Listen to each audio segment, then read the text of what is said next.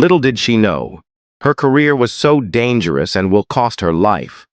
Her lover is turning back on her and allegedly the mastermind behind all this mess. This is a story about the assassination of Altantuya Shaariibuu, a former model who became a translator for Malaysian government, but disappeared after she knew too much. And this is Indonesia Crime Files. Altantuya Shaariibuu was born on May 6, 1978, in Ulaanbaatar, Mongolia, into an educated and well-respected family.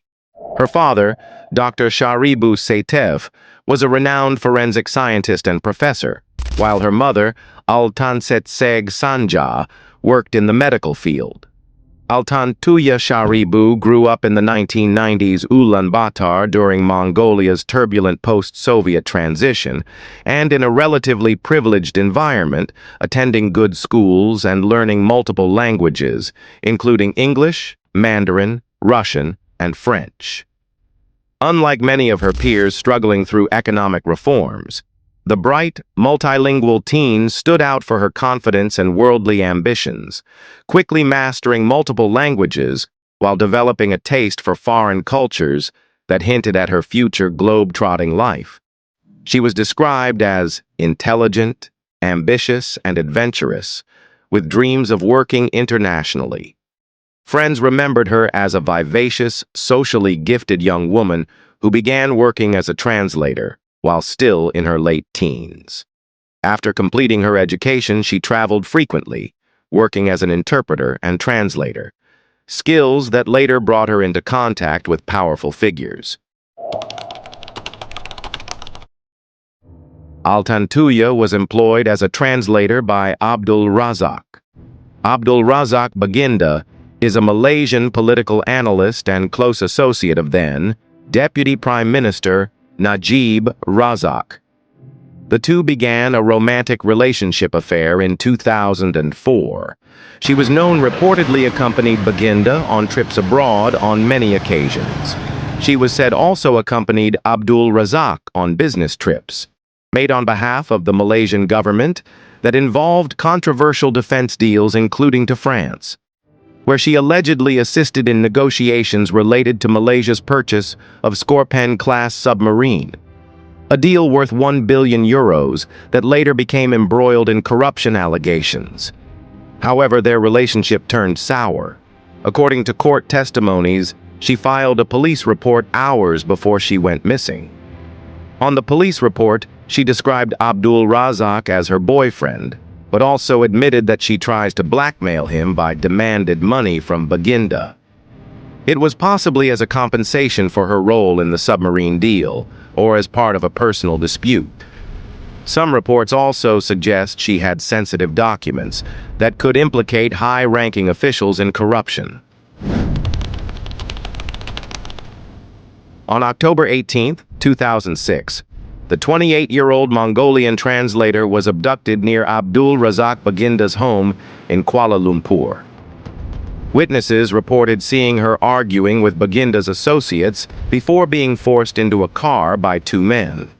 Those two men, later identified as Chief Inspector Azila Hadri and Corporal Sirul Azhar Umar, elite bodyguards from Malaysia's Special Action Unit, which protected top government officials, including then Deputy Prime Minister Najib Razak.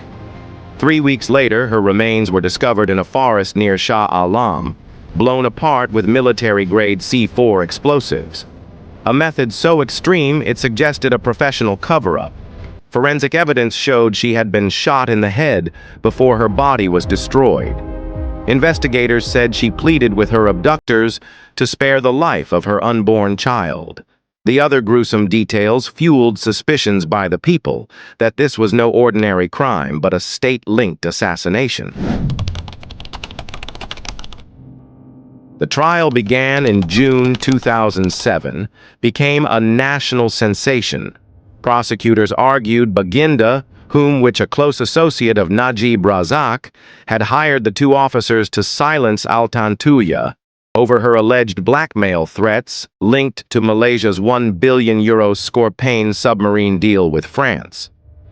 Phone records proved Azila and Sirul were at the crime scene, with call logs showing coordination before and after the murder. Baginda's handwritten letter to Najib Razak, overseeing the Scorpion submarine deal, pleaded for help handling Altantuya's harassment, suggesting high-level awareness of the conflict. Most shocking proof was Sirul's recorded confession in Australia, where he admitted, "I was just a shooter following orders. The important people are still free." By that, public rage was so high. Forensic experts confirmed the C4 explosives used to obliterate Altantuya's body were military-grade, accessible only to state forces. Yet despite evidence linking the case to Malaysia's €1 billion submarine scandal, where French investigators later confirmed bribes were paid, the key questions were ignored. Prosecutors never explored who supplied the C4, why Najib's office interfered in Baginda's initial arrest, or why Altantuya's laptop and documents has vanished. The trial's omissions fueled claims of a judicial cover-up to protect powerful figures. The verdict for Abdul Razak was charged with abetting Azila and Sirul in the murder, but was acquitted in 2008 without his defense being called. Prosecutors did not appeal the decision, citing a lack of evidence. Ironically, he now lives in the UK. Instead, Azila and Sirul were found guilty and sentenced to death for her murder. However, Abdul Razak's connections have since been the subject of scrutiny. He was particularly close to Najib, and his company secured the deal to maintain the submarines during Najib's time as defense minister, fueling accusations that Altantuya's knowledge of corruption, including alleged kickbacks worth about $200 million, was the reason she was killed. And there was another victim from Altantuya's case. Former policeman Balasubramaniam Perumal, also known as P.I. Bala, was hired by Abdul Razak as a private investigator. In June 2008, he signed a statutory declaration claiming Najib also had a romantic relationship with Altantuya. One day later, he retracted the statement and fled Malaysia. Upon returning from exile in February 2013, he declared his initial statement was accurate and announced plans to tour the country to set the record straight about what really happened to Altantuya. But it never happens, because he died of a heart attack weeks later. Years. In October last year, the federal court reduced Azila's death sentence to a jail term of 40 years and 12 strokes of cane. Altantuya's father had written a letter in support of Azila's application. As for Sirul, who fled to Australia in 2015, remained in immigration detention while Malaysia sought his extradition. In 2022, French courts convicted defense giant Thales and a former Malaysian defense official in a corruption case tied to the same submarine deal linked to Altantuya's murder. While this didn't directly reopen Altantuya's case, it reinforced suspicions of high-level corruption in Malaysia during Najib Razak's tenure. And as Altantuya's family, they then applied to the court for the judgment to be enforced because the parties have yet to pay the damages, as both the Malaysian government and Abdul Razak are appealing the 2022 decision.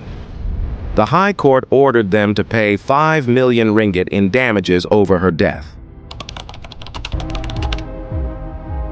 Her brutal murder shocked Malaysia and Mongolia, raising suspicions of a political cover-up. The case became a lightning rod for Malaysia's reform movement, symbolizing the culture of impunity among political elites. Bersih protesters regularly invoked Altantuya's name during anti-corruption rallies.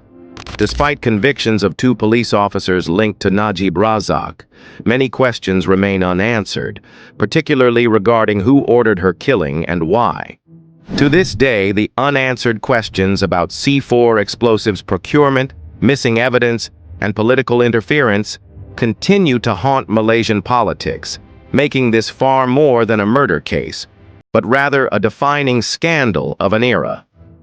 Her father, Dr. Shaariibuu, spent years seeking justice, and pleaded that he won't stop until everyone who was involved is sentenced fairly and held accountable, no matter how powerful they may be. This fight continues, not just for Altantuya, but for every victim denied justice by corruption and impunity. What do you think really happened in this case? Share your thoughts and let us know in the comments below. If you believe in justice, hit that like button and subscribe to Indonesia Crime Files now. Also hit the bell icon so you never miss our explosive deep dives into crimes they don't want you to know about. Thank you for watching, and see you in the next video.